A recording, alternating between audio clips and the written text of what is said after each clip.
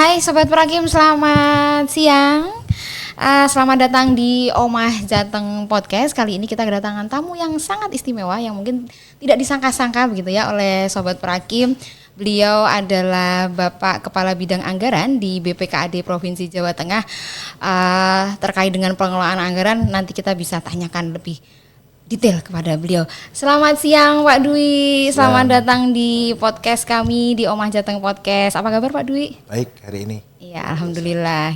Terima kasih atas kehadirannya. Sami-sami. Di sela-sela waktu beliau yang luar biasa ini, beliau berkesempatan untuk hadir di tempat kita. Rekan-rekan, kita akan bicara tentang pengelolaan keuangan daerah di Provinsi Jawa Tengah.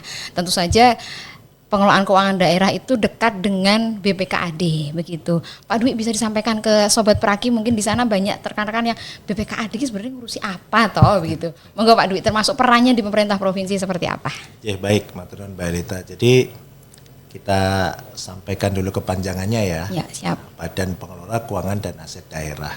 Ini sesuatu hal yang seru sebetulnya kalau ngomongkan masalah duit gitu ya. Iya. Secara pergub, secara aturan regulasi, tupoksi kita khususnya yang di bidang anggaran yaitu menyusun sebuah dokumen APBD, anggaran pendapatan dan belanja daerah, yang itu menjadi salah satu tool sebetulnya dalam menggerakkan perekonomian yang ada di Pemprov Jateng dan juga di negara kita ini. Iya. Jadi memang ini menjadi salah satu tools utama yang memiliki peran strategis dan penting bagaimana masyarakat ini bisa terlayani dari pemerintah.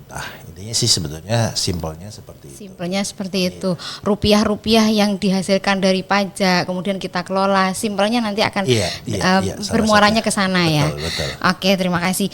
Banyak warga mungkin belum tahu ya, masyarakat kita belum tahu proses penyusunan APBD itu seperti apa toh. Kita bermulai dari apa? Kan mungkin kalau Jawa Tengah kita biasa tahu musrenbang atau sampai dengan nanti jadi APBD itu prosesnya seperti apa Pak Dwi? Baik. Jadi ini memang menarik. Kalau di dalam penyusunan sebuah APBD ini bukan sebuah proses yang singkat ya. Ini ada sebuah proses yang lumayan panjang. Kenapa panjang? Ini bukan dalam konteks bertele-tele.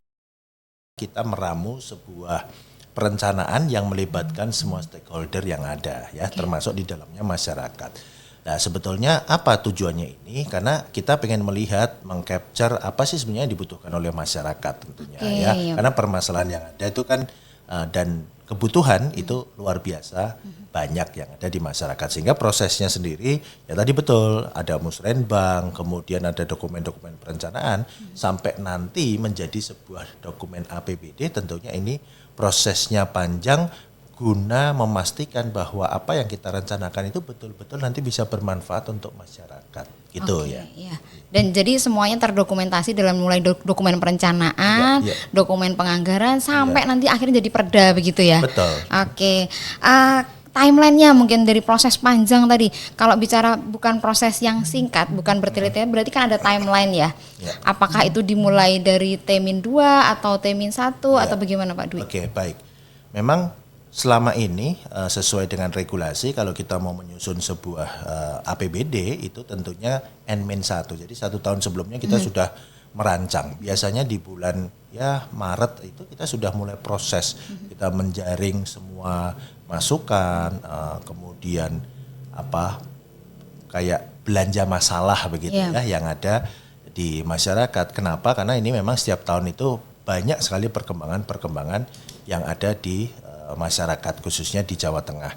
Ya ini tentunya kita juga sesuaikan dengan tema ya. Kita itu besok tahun depan mau apa, kemudian kondisinya seperti apa ya kan. Tentunya ini semua punya peran yang penting dari desa, kemudian dari kabupaten kota, kemudian naik ke provinsi dan juga ini sampai ke nasional pusat, dan ini harus betul-betul linier. Kenapa? Kalau kita ngomongkan NKRI kita nggak mungkin bisa parsial berdiri sendiri. Lah ini ya tentunya menjadi komitmen kita bersama bahwa kita di Jawa Tengah itu betul-betul bisa linier dengan apa yang telah dicanangkan di pemerintah pusat. Jadi itu prosesnya. Ya, jadi apa yang ada di masyarakat, apa permasalahannya, termasuk penyesuaian tematik itu nanti semuanya akan berproses begitu. Dan tentu saja itu ada kolaborasi ya Pak Dwi ya.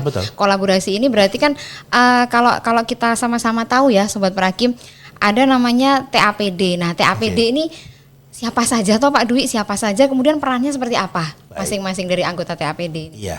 Jadi memang di dalam penyusunan tadi, dalam proses perencanaan, kemudian sampai ke APBD, kemudian sampai nanti menjadi perda ya, peraturan daerah tentang APBD itu tentunya ada tim-tim yang menyusun. Memang sesuai dengan regulasi yang ada, entah itu di peraturan pemerintah ataupun di peraturan Menteri Dalam Negeri, itu Sekda adalah ketua TAPD. TAPD itu tim anggaran pemerintah daerah. Nah, tentunya Pak Sekda dibantu oleh semua asistennya. Kemudian ada dari Badan Perencana, dari Badan Pendapatan, Badan Pengelola Keuangan, ada Biro Hukum, Inspektorat. Artinya tim-tim yang terkait itu akan berkolaborasi untuk menyusun, yaitu mulai dari perencanaan sampai dengan nanti menjadi APBD. Satu kesatuan utuh Satu kesatuan. ya. Jadi ini betul-betul komprehensif ya, dari seluruh stakeholder ini betul-betul kita bersama-sama untuk bisa menyusun itu. Karena tentunya karena peraturan daerah itu adalah produk hukum yang melibatkan atau di dalamnya itu ada legislatif dan eksekutif. Iya, ini baru eksekutif ya tadi ya. Iya, ini kan baru kita ngomong eksekutifnya dan tentunya karena peraturan daerah karena menyangkut ke masyarakat tentunya ini harus ada dari pihak legislatif atau DPRD Provinsi Jawa Tengah. Sebagai keterwakilan masyarakat di lembaga legislatif. Oke. Iya. Kemudian tadi menyelaraskan antara eksekutif dan yudikatif. Ini prosesnya gimana Pak Dwi? Jadi sebetulnya yang dimaksud di sini kalau dalam bahasa Jawa itu kan semua itu dirembuk ya. Iya. Ada musyawarah. Itulah culture-nya kita, budaya kita itu segala sesuatu tentunya ini dibahas. Nah, semua yang telah disusun dari TAPD ini tadi, kita juga tentunya harus berkolaborasi dengan semuanya. Kira-kira apa yang kita susun itu dengan apa yang ada di lapangan.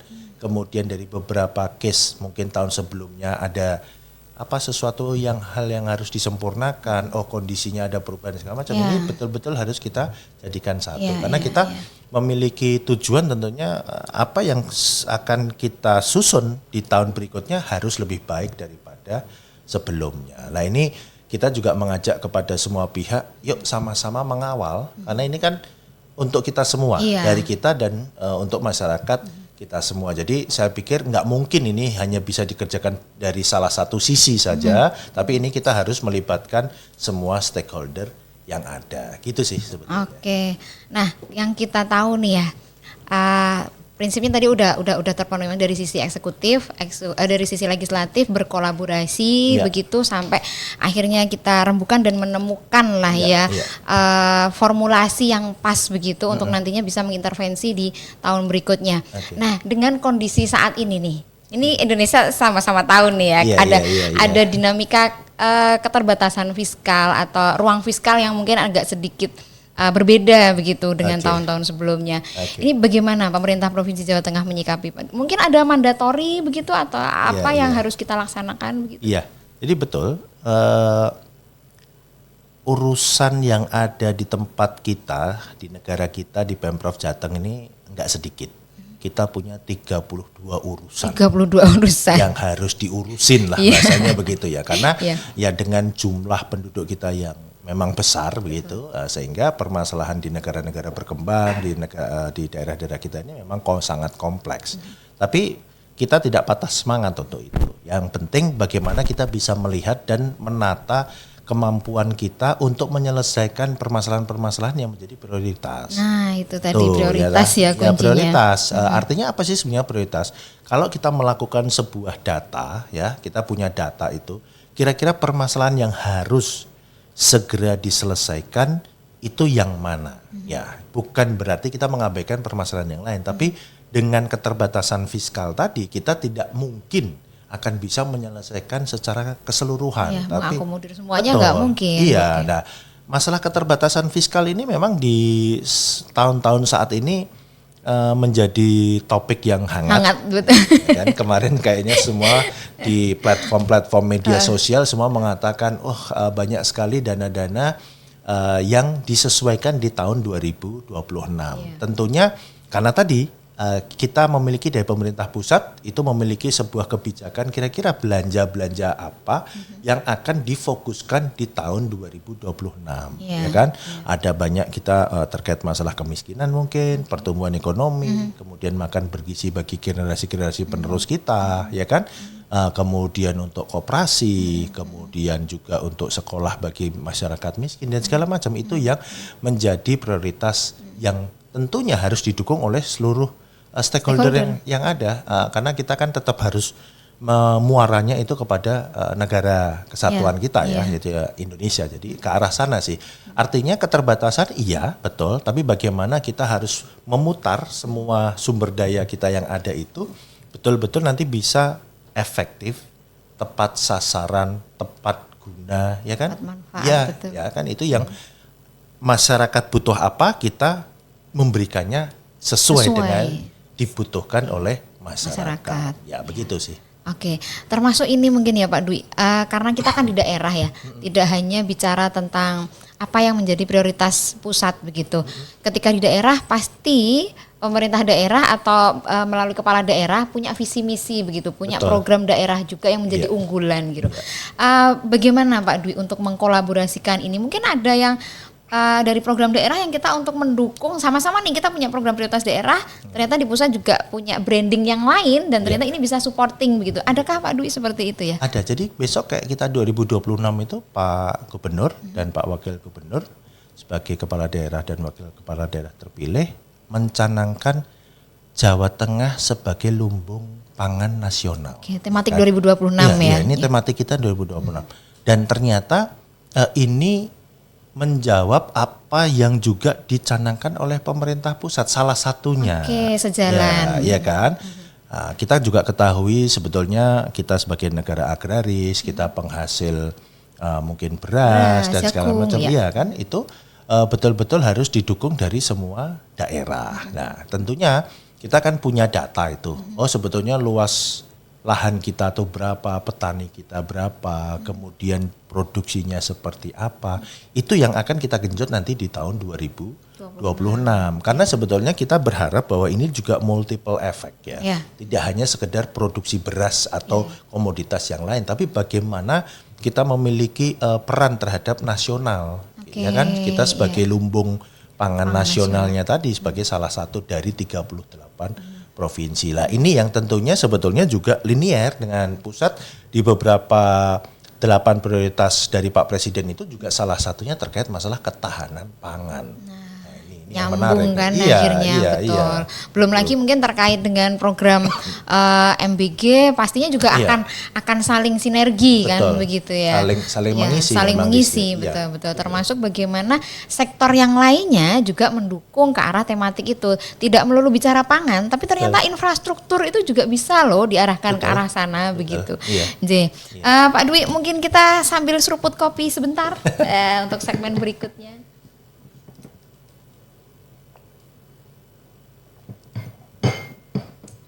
Menarik memang bicara pengelolaan keuangan, kemudian bagaimana kita membelanjakan setiap rupiah begitu yang menjadi tanggung jawab kita melaksanakan amanat dari masyarakat, amanat dari rakyat begitu ya. Pak Dwi, untuk regulasi begitu yang menjadi dasar, menjadi panduan kita untuk pengelolaan keuangan daerah, mungkin bisa dijelaskan sedikit Pak Dwi, apa sih sebenarnya kita merujuk ke PP yang mana atau Permendagri yang mana begitu Pak? Ya, di PP 12 itu, kemudian di Permendagri 77 juga semua terkait masalah pengelolaan keuangan itu sudah terstate di sana. Yang kita sampaikan apa sih sebetulnya yang dimaksud dengan pengelolaan keuangan. Jadi sebetulnya kalau ilmu sederhananya pengelolaan keuangan itu kan ada uang masuk, kemudian dibelanjakan, kemudian dipertanggungjawabkan. Karena bagaimanapun kan semua pendapatan ini kan berasal dari rakyat.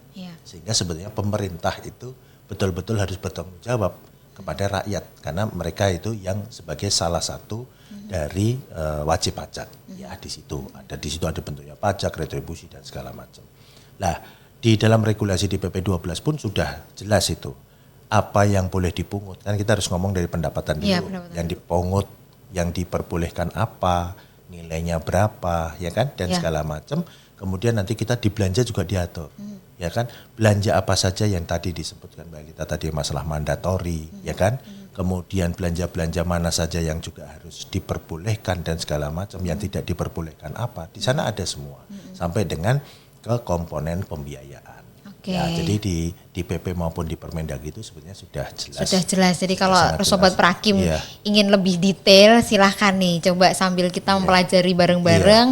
Kalau ada hal-hal yang misalnya, oh ternyata ada bantuan yang ke masyarakat, oh ternyata ada pendampingannya, oh ternyata seperti apa, itu semuanya sudah ada dan kita tentu saja kita harus menggunakan itu sebagai dasar, sebagai landasan. Betul. Pak Dwi bicara tentang apa yang dibutuhkan masyarakat. Konkret saja mungkin bantuan yang ke masyarakat, mekanismenya kan ada macam-macam ya. Ada bantuan keuangan, ada hibah, bansos, ada barjas juga. Ini sebenarnya bedanya apa sih Pak?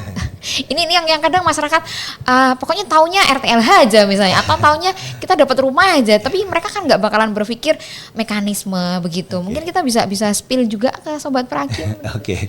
Jadi memang banyak sekali ya tadi jenis-jenis belanja itu kan kita nggak hanya satu belanja, kemudian jenis yang mau diberikan kepada masyarakat itu apa, bentuknya apakah itu pelayanan, kemudian atau bentuk-bentuk yang lain, barang itu memang banyak. Tadi betul, memang kita secara pemerintah daerah itu ada sebuah namanya kewenangan ya. Ada kewenangannya pemerintah pusat, ada provinsi, ada kabupaten kota. Ini yang mungkin masyarakat juga tidak semuanya memahami itu. Yang penting saya butuhnya ini. Saya nggak mau tahu ini mau kewenangannya siapa. Yang penting saya butuh ini. Namun karena kita itu sebuah pemerintahan, ya tentunya tadi ada regulasi yang mengatur. Kenapa kok diatur dipisah-pisah ini? Biar kita itu berbagi peran dan tugas. Jadi jelas. Oh yang di pemerintah pusat apa, di provinsi apa, kemudian di kabupaten kota apa, desa apa. Tapi semua muaranya kepada masyarakat. Sasarannya sama kok. Sasarannya sama, juga, iya kan. Gitu ya. Makanya tadi pemerintah butuhnya apa? Oh, jalan. Oke, jalannya diperbaiki. Walaupun jalan itu ada beberapa kewenangan. Oh, ada jalan nasional, provinsi ini yang sering sekali kita nggak tahu ya. Itu yang sering itu di media seperti itu, waduh nyatanya. Betul. Memang nggak apa-apa. Itu adalah tugas dari pemerintah untuk mengedukasi masyarakat. Nggak apa-apa. Masyarakat itu yang penting ajukan sebuah masukan, komplain. Yang penting tidak hoax ya. Nah, itu Pak Gubernur dan Pak Wakil Gubernur selalu menyampaikan, ya kan? Anti hoax ya guys ya. Jadi apapun itu keluhan masyarakat nggak apa-apa, nggak usah takut untuk disampaikan kepada kita. Contoh jalannya rusak, ya kan? Ya nggak apa-apa sampaikan. Pak Gubernur, ini jalan di depan rumah saya rusak. Ya tentunya nanti Pak Gubernur akan berkoordinasi mengecek. Ini jalannya siapa, ya kan? Itu salah satu bentuk pelayanan belanja tadi ya, melalui belanja terkait masalah jalan, Bang. Terus ada juga yang mungkin masyarakat, Pak saya tuh butuh bantuan, rumah saya tuh jelek, Pak rumah saya mau ambruk. Pak, banyak itu tuh di DM Instagram banyak itu. Pak saya tuh orang miskin, saya nggak kuat bangun, rumah saya tidak layak ini dan segala macam. Ya itulah tugas pemerintah untuk hadir di sana. Tentunya dengan semua kemampuan yang ada, ya. Jadi nanti tadi banyak ada belanja yang dilakukan di SKPD ya, di dinas-dinas. Nanti ada yang sifatnya kita bantukan kepada kabupaten kota karena mungkin itu kewenangannya bukan kabupaten kota, tidak di provinsi. Betul. Kemudian nanti ada bansos, ada hibah. Itu adalah pintu untuk mengeluarkan sebuah belanja. Tapi untuk biar tidak pusing, intinya masyarakat itu ada beberapa pintu yang semuanya muaranya kepada masyarakat. Jangan khawatir. Iya, tenang aja. Jadi itu semuanya tuh kepadanya masyarakat kok. Hanya memang ada beberapa itu. Dan ini yang perlu nanti masyarakat juga pahami. Kita itu tidak bisa bahasanya sak-dek-saknyet ya. Sak-dek-saknyet itu semua by proses yang seperti kita bahas tadi di awal. Semua ada proses. Ya, kenapa kok kita harus ada proses? Biar jelas. Ya, jadi kita mau apa, jumlahnya berapa itu dari awal. Walaupun kita secara aturan di PP maupun di Permendagri apabila kita ada bencana alam, non alam atau bencana sosial dan segala macam itu ada namanya belanja tidak terduga. Jadi tenang aja, masyarakat tidak perlu khawatir. Pak kalau ada bencana gimana? Tenang, sudah diatur di dalam aturannya. Tapi kalau untuk apa yang dibutuhkan masyarakat tentunya ya ada Ada proses perencanaan tadi Betul. sampai akhirnya nanti tiba lagi ke penerima manfaat. Betul. Iya, Oke. itu Mbak Elita. Iya, iya, iya. Oke, Pak Dwi, kadang begini ya. Masyarakat itu yang tadi butuhku ini, saya pengennya ini, tapi kadang lupa nih untuk pertanggungjawabannya. Nah, mohon maaf nih, ini berarti kan peran pemerintah harus hadir lagi kan di sana. Dan kita tidak hanya pemerintah provinsi, tentu saja ada pemerintah kabupaten dan yang paling dekat dengan masyarakat ada pemerintah desa. Ya. Nah, bagaimana kita membina itu Pak, berjejaring dengan pemerintah kabupaten, pemerintah desa, seperti apa sih Pak kita? Terus termasuk ada mungkin tidak hanya pemerintah juga, ada berbasis masyarakat ya Pak, tentunya pengawasan berbasis masyarakat, ada peran-peran kelompok masyarakat yang bisa berperan nih untuk mendampingi, untuk bagaimana melaksanakan sampai dengan pertanggungjawabannya. Iya. BPKAD hadir di sana seperti apa Pak kira-kira? Atau mungkin berkoordinasi dengan tim yang lain begitu Pak? Betul. Jadi memang kalau kita melihat dari sisi jumlah bantuan atau masyarakat yang memang harus dilayani oleh pemerintah ini ternyata kan tidak sedikit ya. Dan BPKAD tentunya tidak bisa sendiri. Ya. Kita punya kabupaten kota dan ternyata masyarakat kita tuh aslinya sangat semangat dan sangat antusias. Iya loh, betul. Dikala mengawal apa yang dinamai dengan pemerintah sebetulnya. Tanpa disuruh mereka. Tanpa disuruh. Udah otomatis ya. Iya. Itu yang sebetulnya kita juga harapkan peran aktif dari masyarakat. Karena keterbatasan kita untuk menjangkau. Iya. Bayangkan kita punya 7.800 lebih 10, desa. Iya, 7-8-10 desa. 7-8-10 desa. Terus kelurahan. Ya kan? Itu kalau kita bayangkan kalau kita harus datengin satu persatu itu kan ya tidak Setahun mungkin. nggak habis, Pak. Ya kan? Makanya dengan adanya kecanggihan teknologi, perkembangan teknologi ini yang kita harapkan bahwa semua rakyat, semua masyarakat ini bisa berperan aktif, ya kan? Oh, kemarin di sini dibangun, ya kan? Oh, ternyata pembangunannya berjalan dengan baik, sesuai dengan spek yang telah direncanakan. Nah, ini peran masyarakat yang ada di sana. Nilai manfaatnya seperti apa, ya kan? Terus terkait masalah pertanggungjawaban, ini tentunya sebetulnya ya kalau kita mengilustrasikan kayak kita beli barang di toko begitu ya. Kan ada biasanya tertulis tanpa stroke gratis. Bener kan? Ya kan? Itu sama halnya sebetulnya kalau di tempat kita kan kalau tidak ada pertanggungjawabannya terus mau seperti apa? Digunakan untuk apa? Berapa jumlahnya? Ya. Ini sebetulnya bukan sesuatu hal yang birokratis atau bertele-tele bukan, tapi ini adalah lumrah, itu untuk bentuk pertanggungjawaban karena ini uangnya adalah uang rakyat dan rakyat berhak tahu sebetulnya uangnya digunakan untuk apa dan berapa. Itulah fungsi dari pertanggungjawaban. Iya, bentuk transparansi dari setiap rupiah yang kita belanjakan tadi. Oke, Pak Dwi, karena ini ada di Prakim nih ya, Sobat Prakim pasti Sobat Prakim pasti pengen tahu nih, yang memang lagi apa ya? Seksi begitu isu yang di Prakim itu kan tentang peningkatan kualitas RTLH. Nah, pasti pengen tahu pemerintah provinsi hadir untuk peningkatan kualitas RTLH itu seperti apa toh gitu Pak. Pasti ini di samping dengan penyediaan rumah ya, kalau penyediaan rumah itu biasanya karena kita ada terdampak bencana, karena relokasi gitu. Tapi RTLH ini yang angkanya memang masih cukup besar dan setiap tahun karena ini adalah angka dinamis begitu, setiap tahun pasti ada penambahan. Iki RTLH kok nggak entek-entek loh, gimana? Wong tiap tahun nambah terus begitu kan?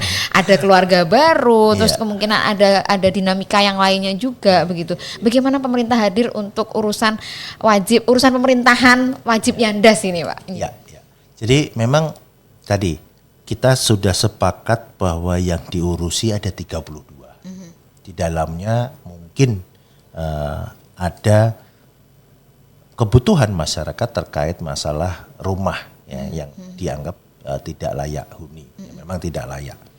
Lah terus kenapa kok setiap tahun kok nggak habis-habis begitu ya? Lah itu tadi kira-kira atau APBD mau ke RTLH semua begitu ya? Padahal berarti ada 32, kalau dikurangi 1 berarti ada 31 mungkin yang tidak tersentuh ya, enggak juga kan. Nah sehingga kita tetap mau masuk ke sana dalam rangka apa? Paling tidak kita memiliki sebuah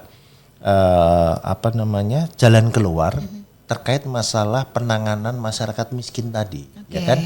Dalam penanganan kemiskinan itu kan ada 3 ya. Kita mengurangi beban dari masyarakat miskin tersebut, kemudian kita akan meningkatkan pendapatannya, atau yang ketiga dengan mengurangi kantong-kantong kemiskinan. Nah, salah satunya tadi kita dengan membantu bagaimana masyarakat miskin yang memang memiliki rumah tidak layak huni ini kita hadir ke sana. Ya, tidak ada tujuan lain kecuali untuk meningkatkan paling tidak kualitas, kualitas.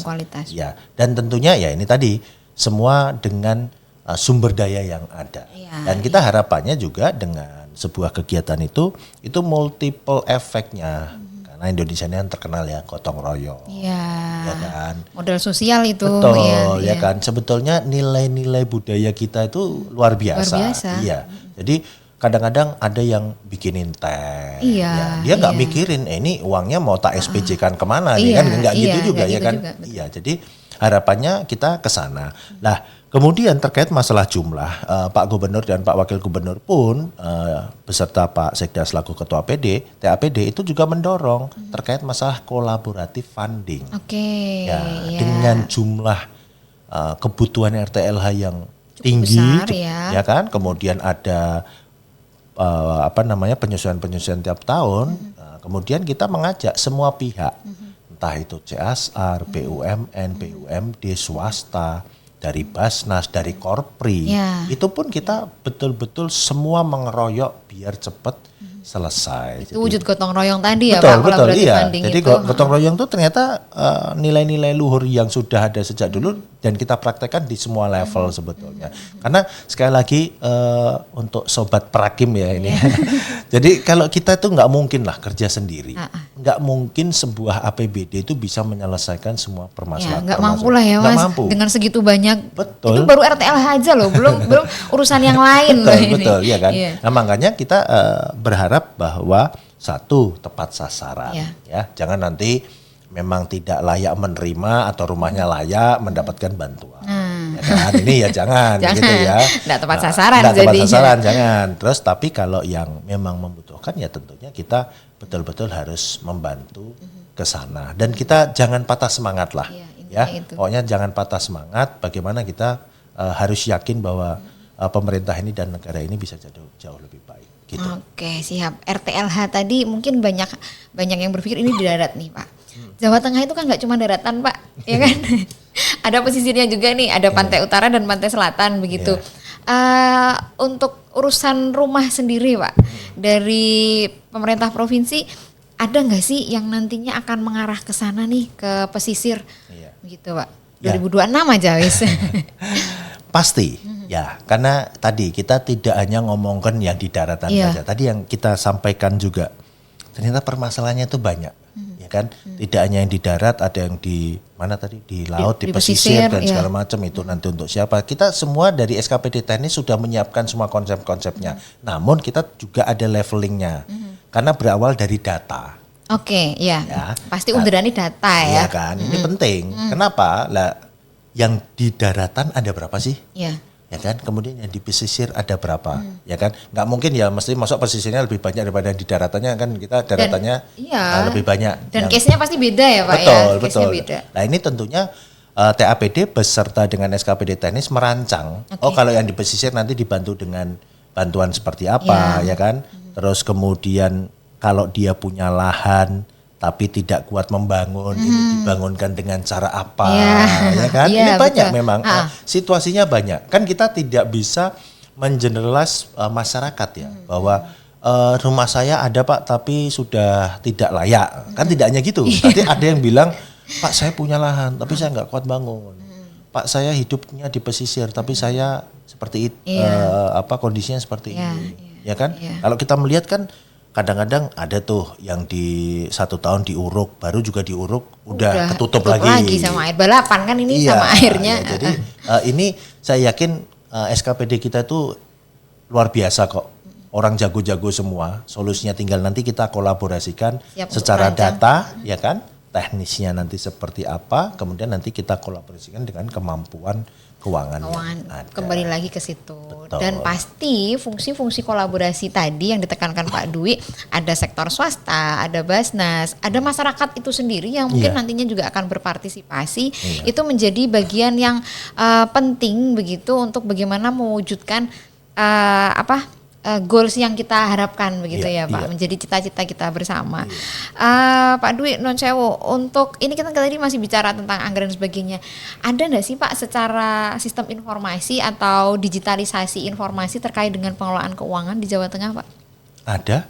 Termasuk dari pusat mungkin ya Pak ya? Iya. Jadi kalau sekarang kan memang sudah semua diarahkan untuk serba digital, serba terbuka. Transparan. Iya.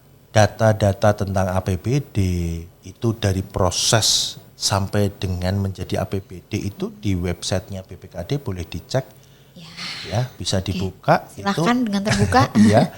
Dan alhamdulillah kemarin kita ranking 7 kok. Keterbukaan informasi publik. Jadi kan kita juga artinya pengen masyarakat itu juga melek APBD, ya, karena kita sudah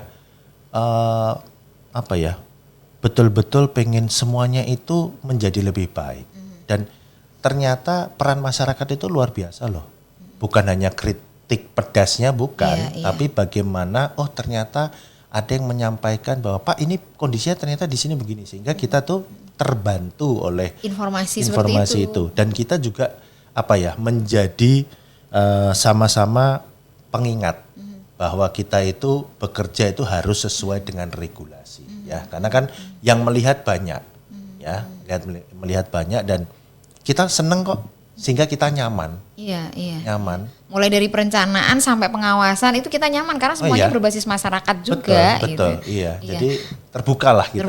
Iya. Nah, kita kan nggak bisa pungkiri ya Pak. Misalnya ada terjadi inefisiensi gitu Pak. Iya. Itu seperti apa kita menyikapinya? Iya, Pak? kita tidak menutup maksudnya hal itu masih terjadi. Iya. Tapi kita berupaya dengan kebijakan yang kita ambil itu betul-betul sudah terukur. Sudah terukur. Sudah kita efisienkan, ya, dan tentunya kita efektif. Lah, tapi ya kembali lagi, makanya kami mohon bantuan dari semua masyarakat. Ya, kita feedbacknya ada, tapi dengan cara yang positif tentunya. Ya, dengan cara positif yang elegan. Betul, kayak kemarin penggunaan aset kendaraan, kok ada hari Minggu plat merah di jalan. Ternyata Mbak bantuan, ya kan? Ya, jadi perlu diklarifikasi nih. Tapi saya yakin masyarakat sangat cerdas sekarang. Tapi kita juga senang, artinya ternyata masyarakat memberikan feedback juga yang positif. Toh juga kalau diberikan penjelasan dan klarifikasi, mereka bisa memahami itu. Begitu. Sangat membantu tentu saja ya, Pak. Artinya kolaborasi ini asik kok Mbak. Iya. Ya, artinya masyarakat itu mulai dari seluruh generasi lah, mulai dari generasi yang udah paling muda sampai yang paling tua itu kita berkeinginan bahwa pemerintah tuh asik kok sekarang gitu loh. Pemerintahnya lebih asik, lebih elegan tentu saja. Pak Dwi sudah 30 menit lebih, ini kita nggak kerasa ternyata ngobrol-ngobrol ringan begitu, tapi kena begitu. Terakhir Pak Dwi, untuk closing statement, pesan Bapak sebagai salah satu nih di pemerintahan yang tentu saja bagian dari TAPD tadi untuk pengelolaan keuangan daerah ke depannya dan juga untuk Sobat Prakim sebagai masyarakat luas begitu dalam rangka mengawal APBD, dalam rangka mengawal pengelolaan keuangan daerah, jadi setiap rupiah yang kita belanjakan terkawal dengan baik. Jadi kami berharap semuanya, baik itu pemerintah maupun masyarakat, yang pertama kita harus memenuhi kewajiban. Ya, itu baik dari masyarakat yang sebagai wajib pajak, mungkin kalau dalam provinsi pajaknya dibayar tepat waktu, ya baik itu kendaraan bermotor, ya kan, mungkin pajak PBB ya untuk kabupaten kota yang menjadi kewajiban masyarakat, tentunya itu tetap harus dipenuhi. Lah, terus bagaimana masyarakat mengawasi? Ya, ayo pemerintah diawasi di dalam penggunaan rupiah per rupiahnya yang betul-betul bisa bermanfaat bagi masyarakat. Dan tentunya memang dengan segala macam keterbatasan kita mengajak semua pihak untuk juga bisa berperan aktif di dalam sebuah pembangunan itu, termasuk di dalam berkehidupan di masyarakat. Contohnya kayak mungkin tidak membuang sampah di sungai dan segala macam. Dampaknya luas ya Pak, sesepele itu dampaknya bisa ya kemana-mana kan, betul. Hidup sehat, ya kan. Jadi kita dari semuanya bisa kena gitu loh. Jadi kita berharap semua masyarakat bisa itu, dan mungkin kalau dalam bahasa Jawa ketok tular ya. Iya, ketok tular. Ya, ngasih tahu sebelahnya dari hal-hal yang kecil. Dan ini harus kita sampaikan juga kepada anak-anak kita, mungkin generasi yang penerus, karena suatu saat kan mereka semua yang akan meneruskan negara ini. Ya. Jadi memang betul-betul kita harus mengajak mereka, mengedukasi mereka. Dan mungkin terakhir saya mengajak kepada semua pihak juga untuk tidak pernah lelah lah ya. Dengan berbagai macam situasi yang luar biasa, ya artinya kita harus bergandengan tangan semuanya, semangat solid ya, tetap kita jangan pesimis lah intinya gitu. Mudah-mudahan semakin tahun ke depan itu akan jauh lebih baik. Ya, begitu. Prinsipnya itu, ke depan jauh lebih baik. Dan apa yang menjadi pesan Pak Dwi tadi, saya satu hal garis bawahi, kolaborasi sebenarnya. Memang kolaborasi dari semua pihak, dari masyarakat, pemerintah, sektor swasta dan sebagainya, dan banyak pihak. Yuk kita bareng-bareng dari hal yang paling kecil yang tentu saja ini akan berdampak luar biasa kepada masyarakat Jawa Tengah dan NKRI tentu saja pada umumnya. Oke, terima kasih Pak Dwi atas sama-sama, diskusi asik, perbincangan asik sore ini. Semoga bermanfaat untuk kita semua. Amin. Untuk Sobat Prakim tentu saja. Sampai jumpa di lain kesempatan. Terima kasih.